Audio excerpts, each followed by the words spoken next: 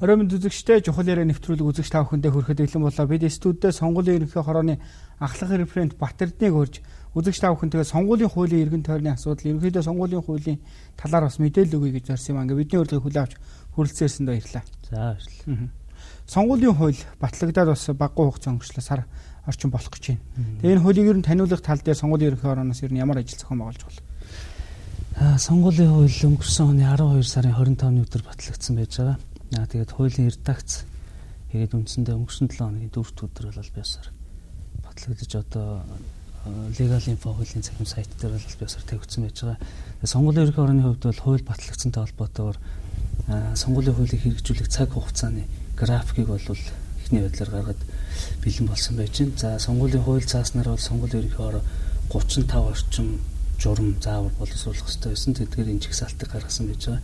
Тэгээд ерөнхийдөө бол хуулийг хэрэгжүүлэх юм төлөвлөгөө гаргаад тэрнийхээ дагуу ажиллаад явагдаж эхэлж байна да. Ерөнхийдөө сонгуулийн хууль шинжлэгдсэн. За энэ удаагийн сонгуул маань улсын хурал аймаг нийслэлийн иргэдийн төлөөлөгчдийн хурлын сонгуул цуг болох нэ гэдэг мэдээллийг иргэд аваад байна. Яг иргэдэд чиглэсэн энэ зохицуултууд ер нь ямар зохицуултууд байгаа болоо иргэд сонгуульд оролцохын тулд ер нь сонгуулийнхаа тэр сонгогчийнхаа өөрийнхөө эрхийг баталгаажуулахын тулд ер нь ямар процедураар ажиллах ёстой байна? За ер нь бол сонгох эрхийг бол улсын хурлын сонгуулийн тухай хууль дээр бол тусгаж өгсөн байж байгаа. Тэгэхээр улсын бүртгэл статистикийн шинээртэйгээр статистикийн ерхий газар бол сонгогчдын нэрийн жагсаалттай холбоотой үйлдэх одоо танилцуулах ажлыг бол улсын хэмжээнд нэгдсэн удирдлагаар хангаж ажиллах хэрэгтэй байгаа. За улсын бүртгэлийн ерхий газраас бол 3 сарын 1-ээс эхлээд сонгогчдын нэрийн жагсаалтыг бол өөрийн цахим хуудас дээр байршуулж байгаа.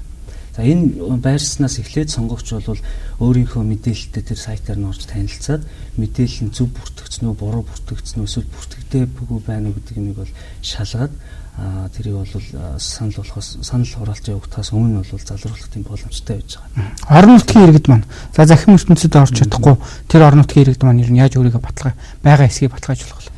За сонгогчдын нэрийн жагсаалтыг бол цаасан болон цахим хэлбэрээр үйлддэг байж байгаа. Тэгэхээр цаасан хэлбэрээр үйлдсэн сонгогчдын нэрийн жагсаалтыг бол сонгуулийн хэсгийн хорооцод бол хөргүүлдэг байж байгаа. Хэсгийн хорооцод бол санал авах байрныхаа гадаа тухайн хэсэгт санал өгөх сонгогчдын нэрийг бол ингээ байршуулдаг байж байгаа. За тэр байршуулснаас бол бас мөн хараад өөрийнхөө мэдээлэлтэй танилцаад бурууг нь бол бас гомдлоо гаргаж залруулах. Нэгээсэндээ тэгээд сонгуульд өгсөн үед тэр цаасаар харах боломж бүрдэнэ гэсэн үг. Тэгээ нэрийн жагсаалт бол ерөнхийдөө 3 сарын 1 гэхэд бол бэлэн болчихж байгаа. За ер нь хууль зааснаар бол санал авахаас 14-өөс доошгүй хоногийн өмнө бол гомдол гарах одоо өөртөө холбоотой мэдээлэл залруулах тийм боломж бол байж байгаа. Тэрнээс хоцрол тэрнээс хойш бол сонгогчдын нэрийн жагсаалттай холбоотой ямар нэгэн бол өөрчлөлт орох тийм боломж байж байгаа л да. Яг сонгуулийн хуулийн дээр бол сонгогч яг л тэр нэрийн жагсаалтанд өөрийгөө орсон байх эсхийг шалгах уу, өөр бас анхаарах ёстой гэдэг юм уу? Өөртөө тавих тийм зохицуултууд ер нь байгаа юм. За сонгуулийн хууль дээр бол сонгогч санал өгөхдөө дараах зүйлийг хоригдно гэдээ бас нэг хэд хэдэн зүйлийг хоригдсон заалтууд байж байгаа. Тухайлх юм бол одоо хэн нэгний төлөө бол санал өгөхөөр амлах, за санал өгснийгээ бол баталгаажуулаад тэрийг бол нэр дэвшигчтэй үз танилцуулаад ямар нэгэн зүйл нэхийгч байдаг юм уу. За нэг бол тэр хэсэгт санал өгөх хэрэггүй гэдгийг мэдсээр үжиж санал өгөхөөр оролдох, эсвэл бол хуурамч иргэний үнэлэх юм уу, эсвэл өөр хүний үнэлэхээр ч юм уу санал өгөхөөр оролдох ч юм уу эдгээр зүйлүүд бас хоригдчихсан байж байгаа. За мөн зөрчилд бол хариуцлага тооцох тийм зохицуулт. Хариуцлагын тогтолцоо нь ямар байх вэ? Мөнгөнд торгуулийн хэлбэр л байна уу, аль эсвэл өөр зохицуултууд байна уу? За хариуцлагын хэлбэр бол ерөнхийдөө бүгд торгуулийн хэлбэртэй байж байгаа. Захиргааны зөрчилд тооцогдох. Зөрчлийн хуулиараа зохицуулдаг. Тийм. Зөрчил. Сонгуулийн хуульд гомдол маргаан шийдвэрлэх харьяал бол ерөнхийдөө цагдаагийн байгууллагч ямар бүх талаар гомдлыг гаргана, цагдаагийн байгууллага шалгаж шүүх шийдвэрлэх ийм зохицуулттай байж байгаа. За сонгогчид нэг иймэрхүү байдаг юм байж. Нэр дэвших үйл явц гэдэг нэг зүйл сонгуулийн хуультай бол салшгүй холбоотой. Өнөөдөр ч гэсэн нэр дэвшигчид маань энэ сонгуулийн хуулиар яах бол би ямар үйлдэл хийвэл буруудах, ямар үйлдэл хийвэл онох бол гэдэг зүйл байгаад тах шиг байна. Нэр дэвшигчдийг тодруулах тэр процедур маань 180 хоногийн өмнөөс эхэлнэ ч гэдэг юм уу. Тиймэрхүү зохицуулт байх шиг байсан. Энэ дээр нэг жоохон мэдээлэл өгвөл. За нэр дэвшүүлэх ажиллагаа бол санал авах өдрөөс 55 хоногийн өмнө бол эхлэх байж байгаа. Нам явсэл сонгуульд орцгоо илэрхийлээд бүртгэж авсны дараагаар бол эхлэх ёстой гэж. Ер нь сонгуулийн тухай хуулийн маань нэг онцлог бол улсын хурлын сонгуул, ерөнхийлөгчийн сонгуул, орон нутгийн сонгуулийн харилцааг нэг бүхэл цогцоор нь нэр дэвшүүлэхээс гадна дүн гаргаж байдаг юм уу сонгуулийн өөрийнх нь онцлогтой тийм харилцааг бол тусд нь бүлэг болгоод хийчихсэн байж байгаа л да. Тэр нэр дэвшигчид тавигдах шаардлагын хувьд за мөн сонгуулийн сурталчилгааны үед хориглох заалтуудыг бол өмнөх улсын хурлын болоод орон нутгийн хурлын сонгуулиуд дээр байсан хязгаарлалтууд бол бас тэр чигтээ бас байж байгаа. За ерөнхийдөө бол ийм байж байгаа. Сонгуулийн сурталчилгаатай холбоотойгоор хориглолт маань Дүүрт бол ээлжилт сонгуулийн жил эхэлснээс хойш санал хурааж дуустал аливаа этгээдийн зүгээс. Хоёрдугаарт бол сонгуулийн сурталчилгаа эхэлснээс хойш санал авах өдрийн өмнөх өдрийн хүртэл одоо дараах зүйлийг хориглоно гэдэг хоёр тусдаа хэсэг болгоод зохицуулсан байж байгаа. За ерөнхийдөө энэ хориглосон заалтуудыг зөрчих юм бол захиргааны шийдвэрээс гадна нэр дэвшигчийг нэрийн жагсаалтаас хасах хэмжээнд хүртэл юм арга хэмжээ авагдах байж байгаа та. За тухайлбал нэр дэвшигч байгаа хүн мэдээж хэрэг одоогийн энэ хууль маань бол албан тушаалтай болоод одоо улс төрийн өндөр албан тушаал хашиж байгаа хүмүүс бол давуу талтай. Тэд бол гараадах боломжтой байна гэдэг юм. Ийм зүйл яригдаад байгаа. За нэр дэвшээ гэж голдож байгаа хүн бол би яах юм бэ гэдэг нэг асуулт гараад байгаа шүү. Тэгэхээр ийм зохицуултыг ер нь яаж харж байгаа болоо? Сонгуулийн ерөнхий ороо энэ дээр ер нь яаж ажиллаж байна? За түрүүн би хэлсэн ээлжид сонгуулийн жил эхэлснээс хойш буюу одоо ингээд хориглосон заалтууд үйлчилж эхэлж байгаа. Тэгэхээр зэрэг энд бол сонгогчдын санал татах зорилготойгоор за мөн гид бараа тараахаар амлах за юу гэдэг үн төлбөргүй үйлчилгээ үзүүлэх хөнгөлтөө өнөр үзүүлэгч гэдэг юм уу юм тодорхой 8 төрлийн үйл ажиллагааны бол бүгдийг нь хориглочихсон байж байгаа. Тухайлбал за уулзалт хийж амлаж болохгүй мэн мөн үү? Тийм. Тэгэхээр одоо хууль заачсан байж байгаа тэр хориглосон 8 заалтын маань хамгийн гол зорилго нь сонгогчдын саналыг татах зорилготойгоор ийм үйл ажиллагаа явуулж болохгүй гэдэг тодорхой заач. Нэр дэвшигчид одоо юу гэдгийг орон нутагт нэр дэвшиж байгаа нь улсын хурлд нэр дэвшиж байгаа нь тэр нь ерөөсөө хамаагүй. Ерөөсөө л сонгогчдын санал татах зорилготойгоор нэр дэвшиж байгаа тэр нэр дэвшихгүй хүн ч гэсэн бас тийм сонгогчдын санал татах зорилготой ямар нэг үйл ажиллагаа явуулах бол хориглочихсон гэсэн. Та миний төлөө саналаа өгөрэй юм аа. Та тэрний төлөө саналаа өгөрэй гэж үг хэлж болохгүй нь. Босдоо ерөнхийдөө манайхны гардаг гол зөрчил бол яг хуулийн хэрэгжих за ялангуяа сурчлагын үеэр сурчлагын яг хоногуд дээр хэрэгждэг нэг алдаа байдаг шүү дээ. Ястаа төрүүнээс нэг мөнгө тарахч гэдэг юм уу тийм. Ийм зохицуулт хийгдсэн нөхцөлд ер нь гомдлыг ер нь яаж гаргахаар байгаа бол дээрэс нь авах хариуцлагын арга хэмжээ нь ямар бол. За ерөнхийдөө Монголын улсын гэлтгүй ер нь бусад улс орнуудын хувьд бас сонгуультай холбоотой аливаа сонгогчдын саналыг татаж авах хууль бус тийм аргаар татаж авах чиглэлснийг янз бүрийн зохицуултаар бол хориглож байна. Гэтэ Монгол улсын хувьд бол одоо шинэ мөнгө тараахаар оролцсон байдаг юм. Эсвэл мөнгө тарааж байгаа сонгогчдын санал татах зорилготой тэр хууль бус үйл ажиллагааг илчилж цагдаагийн байгууллага тийм үү шүүхэд юм өгөөд тухайн үйлдэл нь тогтоогдох юм бол тухайн мэдээлэл гаргасан иргэнд бол тэр мөнгөн дүн эсвэл эд барааны үнийн дүнг 20 дахинтай нэмэгдүүлсэн тэнцэх хэмжээний тийм мөнгө урамшууллыг олгохдох юм зохицуулт бол орж өгсөн байж байгаа л да. Хэрвээ сонгогч баримттайгаар тэр хууль бус үйл ажиллагааг одоо юу гэдгийг илчилэх юм бол баримттай байна гэж үзэх юм бол шууд шүүхэд өгөх хэрэг нь бас нээлттэй байгаа энэ сонгуулийн тухай хуулиар. Хэрвээ баримтгүй ямар нэгэн байдлаар юу гэдгийг гомдол зүгээр өгөх юм бол цагдаа тусрууд өгөн цагдаа шалгаад шүүхэд шилжүүлэх. Тийм зохицуултыг бас хийж өгсөн байж байгаа. Сонгуулийн хуулийн дээр бас нэг анхаардаг ажиглагддаг зүйл бол нэр дэвшихээр өөрийгөө сойж исэн хүмүүс за тухайлбал намнаасаа гарч чадахгүй юм бол бие даах гэж оролддог. Гэхдээ сонгуулийн хуулиар бол хязгаарлаж энэ хугацааг бол хязгаарлаж тэр боломжийг олохгүй байх зохицуултууд орж ирдэг байсан. Энэ удаагийнх дээр энэ зохицуулт маань юу яаж орсон баг вэ? Бие нэр дэвшигчийн хувьд зүгээр нэг л онцлог зохицуулт байгаа. Тэр нь болохоор юу гэхээр нам эвслээс нэр дэвшүүлэх ажиллагаа бол 55 хоногийн өмнө эхлээд 5 хоногийн хугацаанд дуусах. За бие нэр дэвшигчийн хувьд бол зүгээр 55 хоногийн өмнө эхлээд 7 хоногийн хугацаанд дуусах. За энэ магадгүй тэр дэмжигт сонгогчийн гар үсэг цуглуулгатай холбоотой л байгаа. Тэрнээс өөрөөр бол бие нэр дэвшигчийг хязгаарласан тийм зохицуулт бол байхгүй. Энэ бол үндсэн хууль заасан хүний сонгогдох эрхтэй л холбоотой асуудал. Сонгуулийн хуулийн дээр бас нэг анхаардаг гэдэг юм уу? Иргэдэн хүмүүсийн сонирхдаг зүйл бол санхүүжилттэй холбоотой. Энэ удаагийн сонгуулийн хууль бол нэлээд санхүүжилтийг бол бас тодорхой болгож өгсөн ийм зохицуултууд орсон гэдэг зүйл яригдаад байгаа. Энэ дээр ер нь бас тийм ахиц гарсан уу? За сонгуулийн хууль зааснаар бол За нам дэвшил нэр дэвшигчээс сонгуул зарцуулах зардлын дээд хэмжээ хуучин бол хуучин хуулиар хүчингүй болсон хуулиар сонгуулийн эрхийг ороод тогтчихсон байгаа. Тэгэхээр энийг бол олон улсын байгууллагуудаас ч тэр за ер нь эрдэмтэн судлаачдын зүгээс ч тэр ер нь бол бас шүүмжлэлтэй хандж байсан. Яагаад тэгэхээр зэрэг сонгуулийг мэргэжлийн зохион байгууллага зардлын хэмжээ тогтоох. За тэгээд зардлын хэмжээг тогтоох аргачлал нь наривчлагдаад бас тийм хуульчлагдсан зүйл байхгүй. Учраас энэ бол бас зохимжгүй гэсэн зүйлийг хэлж ирсэн. Тэгэхээр энэ хуульд бол тусгагдсанаар зардлын дэд хэмжээг аудитын байгууллагаас бол тогтоох хэрэгтэй байж байгаа.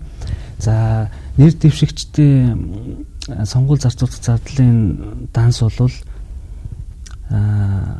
зардлын данс нээх хугацаа гэж бол хэлээгүй. Зөвхөн зардал гаргах тэр данснаас зарлаг гаргах тэр хугацааг бол тодорхойлж өгсөн байж байгаа. Нэг өгөр бол ерөнхийдөө бол дансаар гүйсэн гүйлгээ бол ил тод байна гэсэн үг. Тий, ил тод байна. За дээрэс нь зардлын тайланг бол санал хураалт дууссан өдрөөс хойш бол бас нэр дэвшигч нам эсвэл бол тухайлчлал аудитын байгууллагаар дүгнэлт гаргуулж бол тайлангаа бол нийт мэдээлэх хэрэгтэй байж байгаа. За мөн зардалтай холбоотойгоор гадаад этгээд харьяалал хүн за ушаа юу гэдгийг банк юу вэ? Татврын үүрэгтэй тийм ээ. Тийм байгууллагуудаас бас хандив авахыг хоригдчихсан байж байгаа. За бас нэлээд хоригдсан субъектүүд байж байгаа. За эдгээр субъектүүдээс бас хандив авсан тогтоох юм бол бас нэр дэвшигчийн нэрийн жагсаалтаас хасах хэмжээнд хүртэл ийм хариуцлагатай байж байгаа л да. За нэр дэвших процесс ингээд яваа. За сурчлагаа ингээд явсны дараагаар үүсдэг нэг бэрхшээл болол маргаан. Тийм маргааныг шийдвэрлэх процесс манаас их удаан байна гэдэг шүүмжил өнгөрсөн сонгуулиуд дээр гардаг лсэн. Зарим нь 2 жил үргэлжилээ гэдэг. Энэ зөв зохицуултыг ер нь яаж шийдэхээр хууль тусгаж өгсөн болоо. Энэ маргааны асуудлыг ер нь ямар процедураар шийдэх вэ? За энэ өнгөрсөн сонгуулиас бол маш их хэрэгцсэн зүйлтэй маргаан бас хэтэрхийг сунжирч удаж байна. Яагаад тэгэхээр зэрэг сонгуул бол өөрөө онцлогтой тийм ээ тодорхой хугацаанд явагдаад өнгөрөөд дуусдаг тийм үйл ажиллагаа гэж байгаа. Тэгэхээр зэрэг энэ үүссэн маргаан шүүгэд очихоор зэрэг шүүхийн процессын тухайд процессынхаа тэр хугацаагаар зохицуулагдаж явцдаг гэдэг. Тэгэхээр зэрэг ач холбогдол нь байдаг юм уу? Эсвэл нөгөө санал хураалт дуусаад дүн гарчаад байхад бүр сүүлд нэвтрүүллийн дараач байдаг юм юу гэдэг холбогдолтой маргаан шийдэгдээд байхад зэрэг энэ тал дээр маш их шүүмжлэлтэй хандсан. Тэгээ ер нь бол сонгуулийн холбогдолтой маргааныг богино хугацаанд шийдвэрлэлээр бол нэлээд олон зохицуултад орж өгсөн байж байгаа л да. За маргааны гомдлыг нь бол бас ялгаад өгсөн байж байгаа. Өргөдлөл гаргах, нэхэмжлэл гаргах тийм ээ хүсэлт гаргаж байдаг юм уу? Ингээд төрөл бүрээр ингээд ялгаад тустай зүйл болгоод бүр оруулаад өгчихсэн байж байгаа л да. Ер нь хугацааны хувьд ер нь ямар зохицуулттай бол өмнө нь бол бараг 2-3 жил үргэлжилдэг байсан шүү дээ. За одоо бол ингээд сонгуулийн ерөнхий хорооны гаргасан за дүнтэй холбоотой тогтоолоос бусад бодвол шийдвэрийг бол улсын дээд шүүхэд анхаарчны журмаар 3 шүүгчийн бүрэлдэхүүнтэйгээр 30 хоногийн хугацаанд шийдэхэр байж байгаа. Тэгэхээр сарын дотор бүх маргаан шийдэгдэнэ гэсэн үг. Яг энэ дэр бол бас нэг давзаалт гомдол гарах хэрэг нь бол нээлттэй байж байгаа л да. Давзаалт гомдол гаргасан тохиолдолд бол 5 шүүгчийн бүрэлдэхүүнтэйгээр шийдэх. За орон нутгийн бусад одоо сонгуулийн байгууллагуудын гаргасан шийдвэртэй холбоотой маргааныг бол тухайн хариалах цагиргааны иргэн шүүх бол хариалж авч шийдэхэр байж байгаа. Хугацааны хувьд бол хайцсангоос богино болгос байж байгаа л да. Ерөнхийдөө 30 хоногийн дотор шийдвэрлэхээр ингэ зааж. Бас нэг маргаан өрнөдөг зүйл бол яг сурчлага явж явах үеэр өрнөдөг тий. Нэг одоо энэ нэр дэвшигч. Тухайлбал Ууган баяр гэдэг нэр дэвшигч ингэж байна. За Батэрд нөгөө Ууган баяр нь Батэрдэн тэгвэл ингэж байна гэж. Энэ маргааныг бас шийдэх тэр процедур маань ямар байгаа болоо. За зарим нь сүүлд нэг гомдол гаргадаг.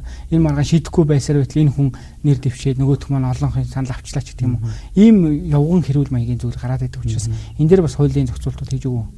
За энд нэг ийм юм байгаа юм л та. Сонгуулийн ерөнхий хороо бол ерөөсөө сонгуулийг зохион байгуулж мэргэжлийн удирдлагаар хангах тийм цэвэр зохион байгуулалтыг хангаж ажиллах чиглэл үүрэгтэй байж байгаа. Гэтэл өнгөрөгч сонгуулиудаар юу гэдгийг зохион байгуулалтын асуудал гэхээсээ илүүтэйгээр хууль зөрчилтэй холбоотой асуудлаар гомдлууд маш хэрж ирсэн. Тэгэхээр зэрэг сонгуулийн ерөнхий хорооны одоо юу гэдгийг бүх шатны сонгуулийн хорооны бүрэлдэхүүнд бол мэдээж тэр болон хуульч хүмж гэдэг юм уу эсвэл тэр сонгуулийг зохион байгуулж явуулах ёстой байгууллага маань гомдол маргааныг шийдвэрлэх тийм хэмжээнд хүрчээсэн маш их гомдол ирж байсан учраас энэ хуулиар бол зөвхөн сонгуулийн зохион байгуулалттай холбоотой асуудлаар шатных нь сонгуулийн байгууллагууд л гаргана. За зөрчилтэй холбоотой асуудлыг бол цагдаагийн байгууллага шалгаад шүүх шийдвэрлэхээр ингээд маргааныг шийдвэрлэх харьяаллыг бол илүү бүр тодорхой болгож өгсөн байж байгаа л да. Энэгээр бас ач холбогдолтой л. Тэгэхээр нэг үгээр хэлбэл за сонгуулийн сурчлагын маань 18 хоног 15 хоног дээр нэг иргэн гомдол гаргалаа гэхэд хоногийн дотор бол цагдаа шалгаад шийдэх амжихгүйгээр дараагийн процесс руугаа явна л гэсэн үг. Тийм. За энийг бас хууль тусгаж өгсөн байж байгаа л да. Магадгүй нэр дэвшигчийг нэрийн жагсаалтаас хасах хэмжээний зөрчлийг шалгуулахаар өгчиж болно.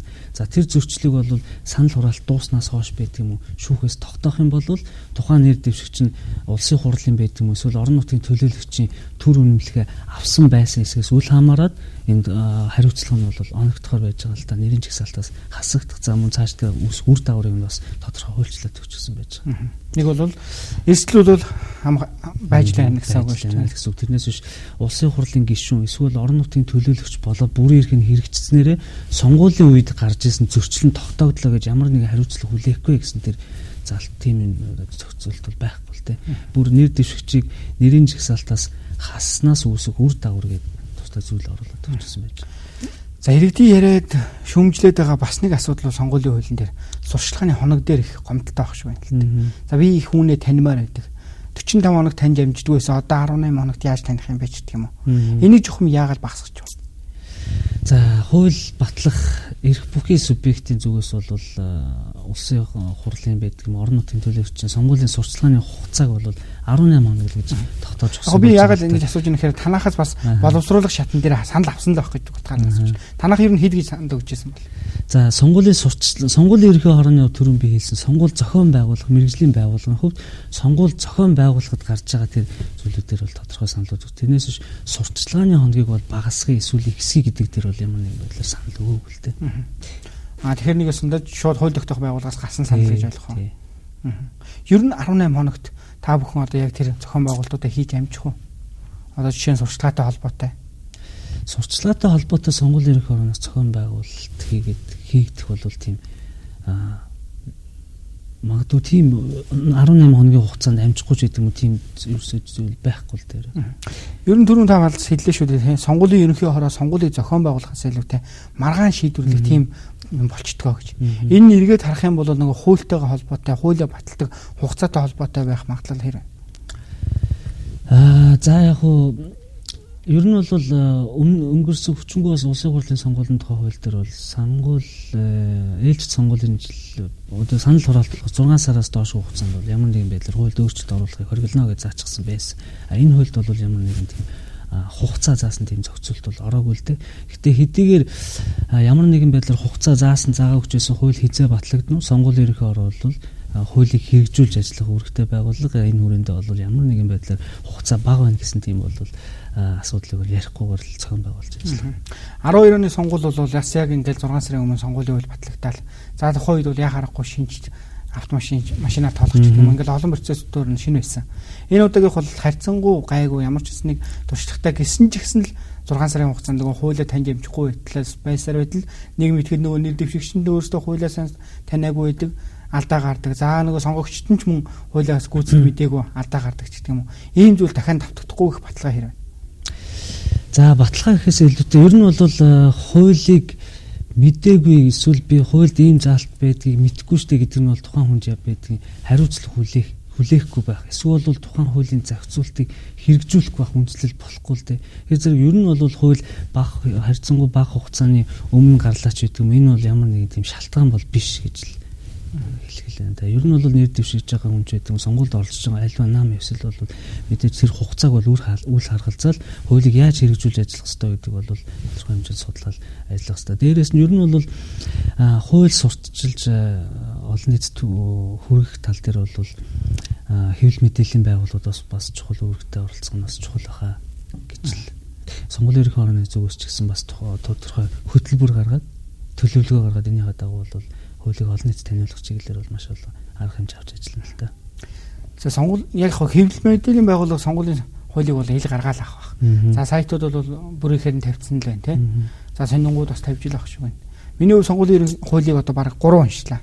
Ойлгохгүй залтууд ч их байна. Үнэхээр яг нэг хуулийн хэллэгээрээ бичигдсэн тэр залтуудыг ойлгохгүй байх.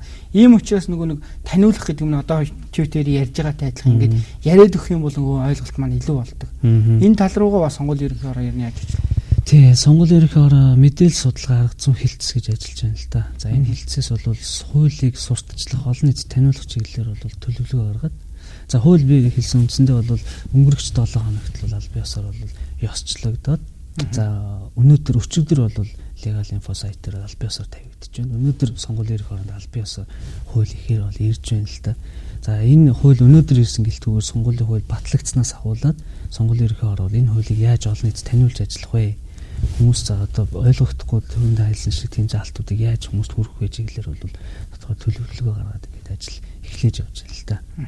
Хуучин хуультай харьцуулах юм бол том. Тэгээ одоогийн хууль бол бас нэг 3 сонгуулийн нэгтгэгдсэн бүх сонгуулиуд нэгтгэгдсэн байгаа учраас дээрэс нь ерөнхий зүйлүүд нэг байгаа ч гэсэн шаач бас дотроо задаргаа ихтэй байгаа учраас таниулах тал дээр та түрүү хэлжсэн төлөвлөгөө гаргаж байна гэж.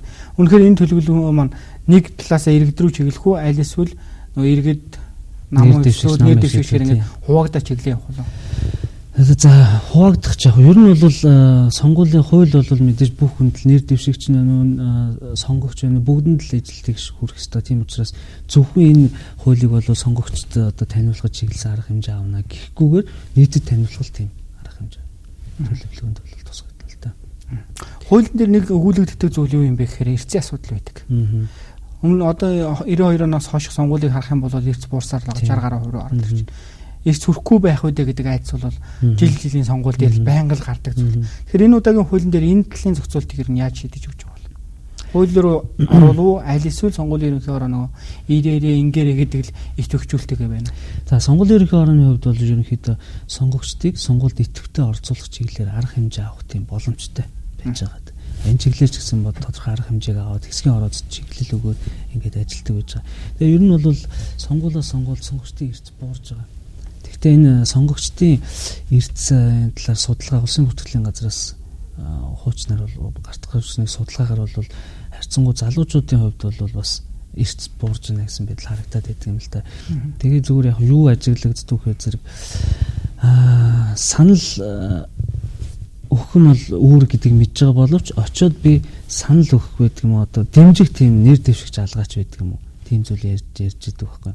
Тэгэхээр зэрэг сонгуульд оролцож санал өгөх гэдэг бол заавалчгүй нэг хүнийг бас дугуйлахтай гол нь биш. Тэр сонгуульд оролцох нь тэр хүний өөрийнх нь сонгуульд оролцох эрхээ хэрэгжүүлж байгаа нэг хэлбэр байхгүй. Тэгэхээр ер нь сонгуулийн хууль зааснаар бол алийг ч бөглөөгүйгээр аль ч нэр дэвшигчийг бөглөхгүйгээр дугуулад санал болгох төхөөрөмж хийсэн саналын утас бол уншигдана. Тухайн хүний сонгуульд оролцоо бол эрсэд бүртгэгдэж явах юм л.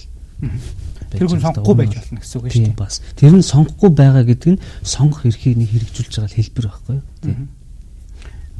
Зүгээр яг хуулийн дээр одоо сонгуульд идэвхтэй оролцсон гэдэг юм уу? Тийм нөхцөлд ингэн тэгнэ гэсэн тийм зохицуулт бол байхгүй мэн гэж ойлгож байна. Тийм зохицуулт бол тийм байхгүй л дээ. Ерөнхийдөө бас нэг манайхны зүйл байдаг. Сонгууль дээр сая бол бас нэлээд л маргаа яасан. За хууль тогтоох байгууллагаас гаргахтаа бол төрийн албан хаагчдыг ажилуулах байдлаар зохицуулчих шиг боллоо. Тийм ээ. Улс төрийн намуудын төлөөллүүд бол ерөнхийдөө сонгуулийг зохион байгуулах ажлыг хийчихэж гэх юм уу. Ийм саналуд л яваад байсан. Гэхдээ ерөнхийдөө сонгуулийн ерөнхий орооны барьж исэн зарчим юу болоо.